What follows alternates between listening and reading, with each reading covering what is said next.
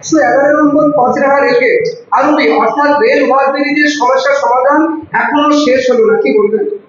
দেখুন, আমি যখন রেলমন্ত্রী ছিলাম, প্লাস আমি যখন পাবলিক অ্যাকাউন্টস কমিটির চেয়ারম্যান ছিলাম, তখন এই পাঁচরা যে রেল ওভারব্রিজ তার সম্পূর্ণভাবে প্রকল্প জমা দিয়ে রেল অথরিটির সম্মতি আদায় করতে পেরেছিলাম।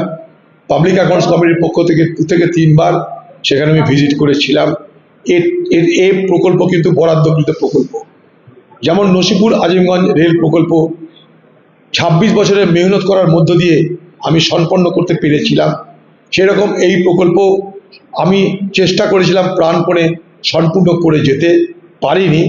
কিন্তু এই প্রকল্প কিন্তু স্যাংশন প্রকল্প, এই প্রকল্প কিন্তু আজ না হয় কাল এই প্রকল্প হওয়ার কথা। এখন নির্ভর করবে রাজ্যের তাগদা, সেখানকার এমপিদের তাগদা, আর ভারতবর্ষের যে সরকার, সেই সরকারের এই রেল প্রকল্প করার ক্ষেত্রে তাদের সহযোগিতা। এই তিনটে যদি এক হয়, রেল প্রকল্প না হওয়ার কোনো কারণ নেই। কারণ এর সমস্ত কিছু, এর টেকনিক্যালিটিস, এর সুবিধা অসুবিধা সব কিছু কিন্তু রেলের দপ্তরের কাছে জমা আছে। প্রথমে আমি চেষ্টা করেছিলাম আরবি যদি না হয় আর ইউবি অর্থাৎ মাটির তল দিয়ে যাওয়া যায় কিনা, সেখানে জমির সংকট ছিল, লোকে সেখানে দিতে চাইছিল না, রাজ্য সরকার রেলকে সহযোগিতা করতে চায়নি, তাই সেটা হয়নি। আমি আবার বলছি, রেল কোনো কাজ সে আরবি হোক আর ইউবি হোক করতে পারবে না যদি রাজ্যের সহযোগিতা না থাকে। তার সবথেকে বড় উদাহরণ, আমি বহরমপুর শহরের চুয়াপুর 55 তলা দুটো আরবি আমার মন্ত্রিত্ব থাকা অবস্থায় আমি করে দিয়েছিলাম 39 কোটি টাকা বরাদ্দ করে। তার মধ্যে 55 তলায় এই চুয়াপুরে সেই রেলের ওভারব্রিজ করতে আমার দম বেরিয়ে গেছিল। আমি সেই রেলের ওভারব্রিজের উদ্বোধন করে দিয়েছিলাম, কাজ শুরু, কিন্তু সেই কাজ থামিয়ে দেওয়া হলো কি অজুহাতে? রেলের জায়গার উপর দিয়ে আমরা রেল ব্রিজ করতে দেব না। কে বলছে? এই রেলকে আমরা রাজ্য সরকারের জমির উপর দিয়ে রেল ব্রিজ করতে দেব না। কে বলছে? পশ্চিমবঙ্গের তৃণমূল সরকার।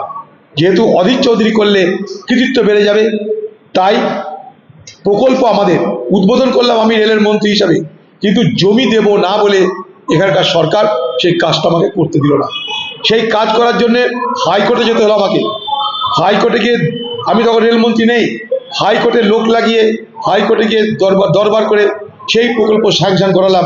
যে প্রকল্প 14 মাসে হওয়ার কথা ছিল, সেটা 14 বছর লাগলো, কিন্তু স্যাংশন করাতে পারলাম। ঠিক একইভাবে নসিপুর আজিমগঞ্জ পশ্চিমবঙ্গ সরকারের অসহযোগিতার জন্য 26 বছর পার হয়ে গেল। 26 বছর একচেটিয়া মমতা ব্যানার্জি নিশ্চয়ই ছিল না, তার আগে যে সরকার ছিল তাদের কাছেও আমরা সহযোগিতা পাইনি রেলের পক্ষ থেকে। তাই এইভাবেই রাজ্য যদি সহযোগিতা না করে, রেলের বাবারও ক্ষমতা নাই পশ্চিমবঙ্গে রেলের কোনো উন্নয়ন করবে। তাই আরবি করতে গেলে পশ্চিমবঙ্গ সরকারকে আগে রেলের কাছে দরবার করতে হবে। কারণ একটাই, কারণটা শুনে নিন। আজকে আমরা যখন ক্ষমতায় ছিলাম, তখন আমরা একটা ব্যবস্থা করেছিলাম, একটা মেকানিজমের জন্ম দিয়েছিলাম। সেটা কি? আরবি করতে হলে খুব সহজ রাস্তা এটাই, রাজ্য অর্ধেক দাও, রেল অর্ধেক দাও, করে নাও আরবি। রাজ্য যদি আজকেও এই আরবি করার যে খরচ, তার অর্ধেকটা দেয়, রেল অর্ধেকটা দিতে বাধ্য, কারণ এটা রেলের প্রতিষ্ঠিত নিয়ম। ওখানকার এমএলএ তৃণমূলের, এমপি তৃণমূলের, মিউনিসিপ্যালিটি তৃণমূলের, পঞ্চায়েত তৃণমূলের।